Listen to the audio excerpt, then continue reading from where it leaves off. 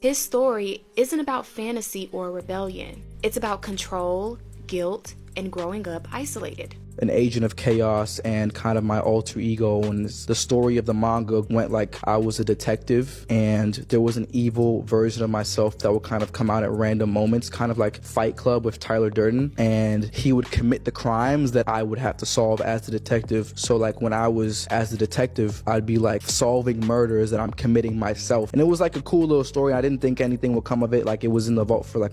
He is obsessed with talking about this alter ego, and he talks about this music video where everything surrounding this story took a shocking turn on September 8th, 2025, when authorities reportedly discovered a deceased person inside the trunk of a Tesla.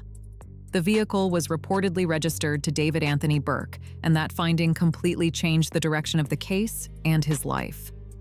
The allegations immediately drew nationwide attention, but years before those headlines, Burke was known as a quiet teenager who spent much of his time alone in his bedroom.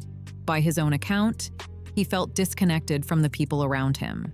Homeschooling really takes a toll on a kid. Like isolation. Yeah, and there's outlets like I know I made a couple friends now that were homeschooled, but they had like these groups that they would go to like bi-weekly and just to socialize. But I didn't have that. Like there was no like extracurricular activities I was involved in it was just me at home playing Fortnite, getting schoolwork done, learning how to code and build computers for 4 years. I didn't have no friends, didn't socialize, didn't go outside. Yeah, you would have thought that, with Romantic Homicide and all those songs I dropped in 2022, you would have thought I'd been in like 5 relationships and been through heartbreak multiple times, but man, nah. I had never had a girlfriend before that. None of that type of stuff. Even with that overwhelming feeling of isolation, he focused his energy on making music and writing stories that later reached millions of listeners and readers who said they related to those emotions. To understand how this situation developed, it helps to look back at his early years, because childhood can provide important context. Even though it does not determine who someone becomes or the allegations they may later face, looking at his background means separating verified facts from assumptions. Before the public recognized his name, and before Romantic Homicide exploded across the internet, Burke appeared to have a deeply observant personality. While attending public school, he often kept to himself, quietly watching the people around him instead of trying to be the center of attention. He would sit in the cafeteria, closely studying how classmates behaved, then return home and turn those real-life moments into short stories with his own creative twist. Most of the people around him never realized they were inspiring the fictional characters he was building. Rather than experiencing life from the middle of every social circle, he seemed to view everything from the sidelines, soaking up small details and transforming everyday experiences into creative work that would later connect with a huge audience. Burke's creative drive seemed impossible to ignore. So the next day I looked up how to make music on iPhone. My little sister has a walk-in closet, so I used her room and her closet as a studio. I put robes up, hung up all these things for noise cancellation, and just went crazy. I made my first song in December 2021. I was just giving away free money at that point because nobody could get a copyright strike from using my music. And then I posted a snippet of Romantic Homicide, which is a song I was sitting on for about a week. Before, it was like unheard of for me because I would just make a song and drop it the next day. But I held on to it because I didn't think it was really in the right spot until I heard the feedback from people on TikTok and they said they wanted it. So I dropped it immediately, and here we are. As a teenager, he reportedly took notebooks from school, so he would always have something to write in whenever a new idea hit him. Some people may wonder why he didn't just ask his parents for writing supplies, but there isn't enough public information to know the reason. It does raise questions about whether his creative interests received much encouragement at home, or were simply seen as less important. Whatever the explanation, it suggests he was determined to keep creating, while also hinting that he may have struggled with impulse control during that stage of his life. He often appeared to spend more time inside his imagination than in the social world around him, observing from the sidelines instead of jumping into every group, a pattern that can leave someone feeling isolated and alone. Yeah. You really are a special human being, though. Are you withered, man? Like, what's up? No, like, that's where I'm at. That's where I'm at right now. Figuratively, spiritually, that's like, I want to dive into this album as my entire aesthetic and my entire being is like withered, my entire being. What does it mean to be withered? So the entire aesthetic of this project is returning to the dust. A rose grows from the dirt and then it also decays back into the dirt. So with this project, the way I made it, the way I'm talking about the themes on this project, the way I'm talking about my emotions and my feelings, it's all returning to the dirt with this. It's like an entire life cycle. This story began in 2005 in Queens, New York, one of the busiest and most diverse places in the country. Queens has produced legendary artists like Nas, Run DMC, and Nicki Minaj, making it a place where creativity has long been part of everyday life. On March 28, 2005, David Anthony Burke was born there to Colleen and David Burke.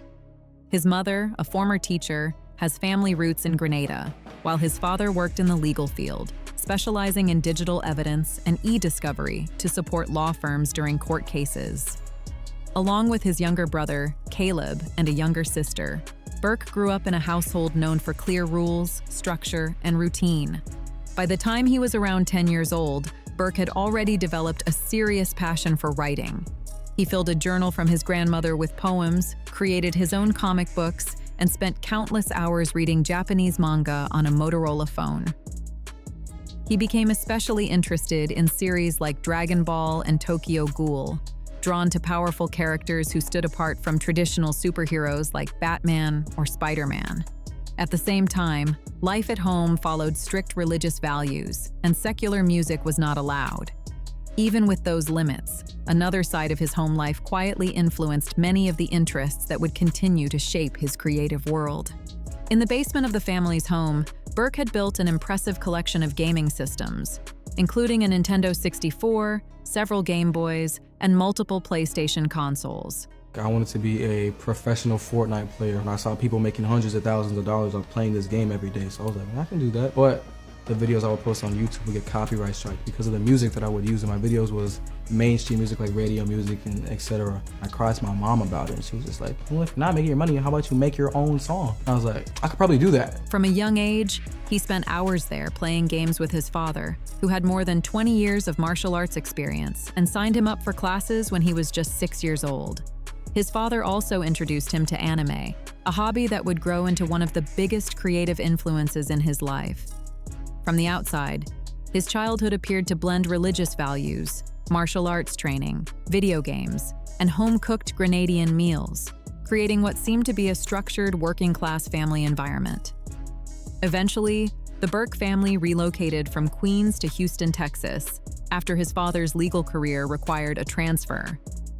Many news reports have stated that the move happened when Burke was around 13 years old. Burke, however, has said in an interview that he was actually about 7 or 8 years old and in the 2nd or 3rd grade at the time. According to his account, he adjusted quickly to the slower pace of life in Texas and soon met classmates who shared his love of video games. The move brought a major change in his surroundings and introduced him to a completely different environment. Even after the move, life at home reportedly remained highly structured. Non-religious entertainment was heavily restricted, and genres like pop, hip-hop, rock, and R&B were not allowed until he was around 13 years old. I just discovered music 4 years ago. Until I was 13, I was only listening to purely gospel. And it wasn't until I heard Gucci Gang by Lil Pump on a bus in 7th grade that I was like, yo, what is this? And he told me, yo, you gotta listen to Smoke Purp, you gotta listen to Lil Pump, XXXTentacion. And I downloaded SoundCloud right after that. And I got into rock, Deftones, Pierce the Veil, Paramore. Burke has said that his parents checked his phone on a regular basis to make sure he wasn't listening to music that went against the family's rules. Many parents set boundaries because they want to protect their children from content they believe is inappropriate. At the same time, strict limits can sometimes make forbidden things seem even more interesting, especially for teenagers who are naturally curious and eager to discover new interests for themselves. His parents also seem to shape his interests in very different ways. Over the years, Colleen Burke encouraged him to explore music through organized activities.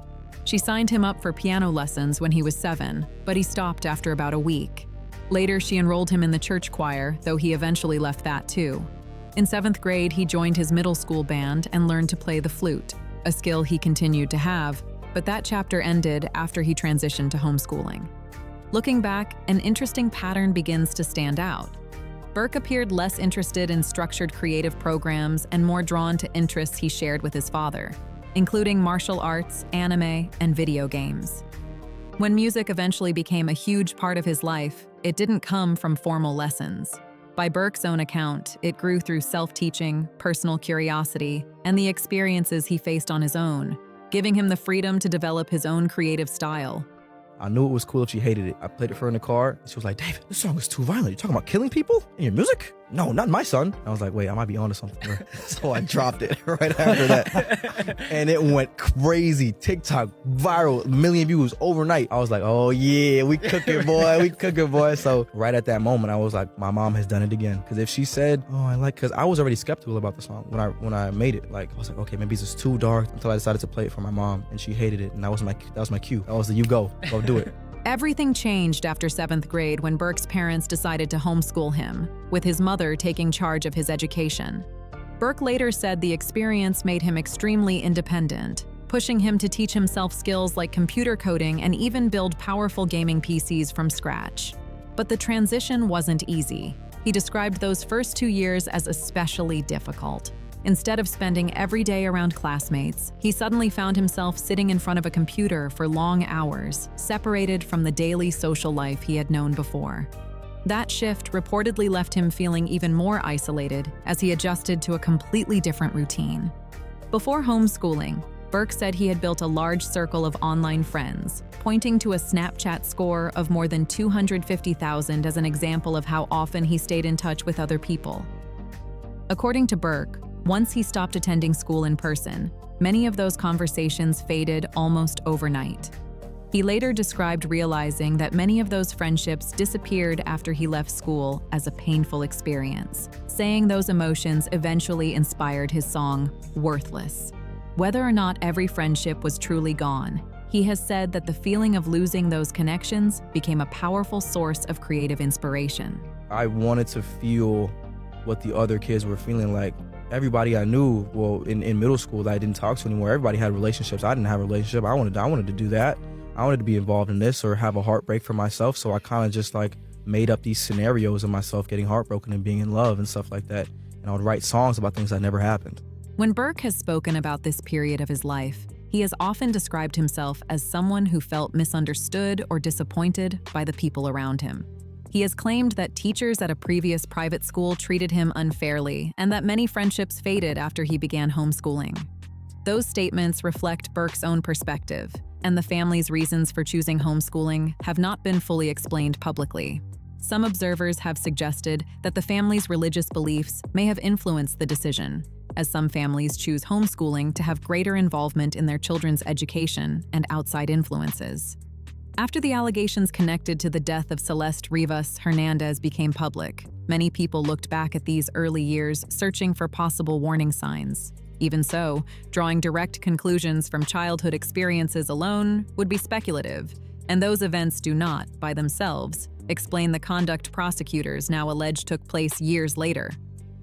With very little face-to-face social interaction, Burke increasingly turned to the online world.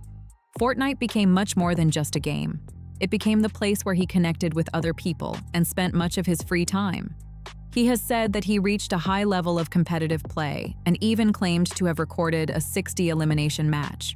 More importantly, those online lobbies gave him a sense of belonging that he felt was missing elsewhere. As a teenager, he spent countless hours talking with people from different parts of the world, many of whom shared stories about heartbreak, personal struggles, and difficult moments in their lives. According to Burke, those conversations became one of the biggest inspirations for his music. He has said that many of his earliest songs were shaped by the emotions and personal stories people shared with him online. Before experiencing a serious romantic relationship himself, he was already writing about heartbreak, loss, and emotional pain, drawing more from the experiences others described than from his own life. That approach helped shape the emotional style that would later become a defining part of his music. To me, because that's a real conversation that happened. And the irony of it was that person that was saying, I love you, she's not in my life anymore. So it's like, people say that the string can't be cut and the connection cannot be severed, but I feel like it can sometimes. And that's where I wanted to put, Afterlife and all these songs that feel like endings and conclusions and goodbyes on the project. Wanting to build an audience, Burke started uploading Fortnite highlight videos to YouTube under the name Chronic Ant, a nickname inspired by his middle name, Anthony. He quickly noticed that adding popular songs to his gameplay videos brought in more viewers and even helped him earn money through the platform. Although his mother reportedly wasn't thrilled about how much time he spent gaming at first, the growing income from his channel showed that his hobby could also become a real source of earnings. What started as a pastime was beginning to turn into something much bigger. That success, however, didn't last. Burke said repeated copyright claims from major music companies, including UMG, eventually led to strikes against his channel and cut off the income he had worked so hard to build. Frustrated by the setback, he turned to his mother for advice. According to Burke, she suggested he create his own music instead of depending on copyrighted songs, offering what seemed like a simple solution to a frustrating problem. He took that idea seriously, searched for ways to produce music on a phone, downloaded the free app BandLab, and transformed his younger sister's walk-in closet into a small recording space. By hanging robes and blankets to reduce echo and using a pair of Apple earbuds as a microphone, he built a homemade studio where his music journey truly began. Without telling his parents, Burke quietly began recording music on his own. He freestyled many of his early songs in a single take without writing lyrics first, using instrumentals he found online. After spending about $20 on an independent beat from BeatStars, he released his first tracks, Runaway and You and I. He also promoted them by placing links to his SoundCloud in his gaming videos, a strategy that reportedly spread quickly throughout the gaming community. Over time, those songs reportedly reached more than 94 million streams, even though most listeners still didn't know his real name or what he looked like. Then, in July 2022, inside that same small closet he had turned into a recording booth, Burke recorded another song in a single take.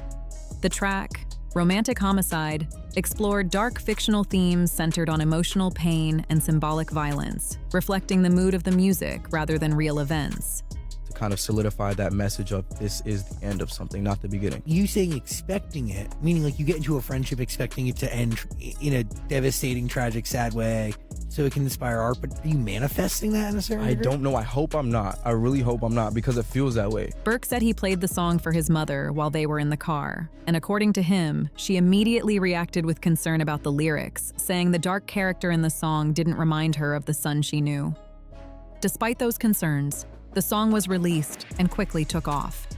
It reportedly gained around 500,000 streams overnight, before eventually reaching number 33 on the Billboard Hot 100.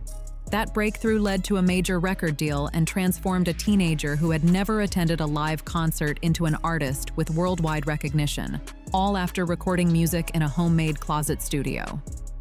Years later, after authorities alleged they found a deceased person inside a vehicle registered to Burke, many people began looking back at his rapid rise in a very different way. As the legal proceedings continue, the sharp contrast between his success and the allegations has remained at the center of widespread public attention. What do you think had the biggest impact on Burke's journey? His isolation, his determination to create, his environment, or something else entirely? Share your thoughts in the comments. If you found this documentary interesting, don't forget to like the video, subscribe to the channel, and turn on notifications so you don't miss future deep dives into stories like this.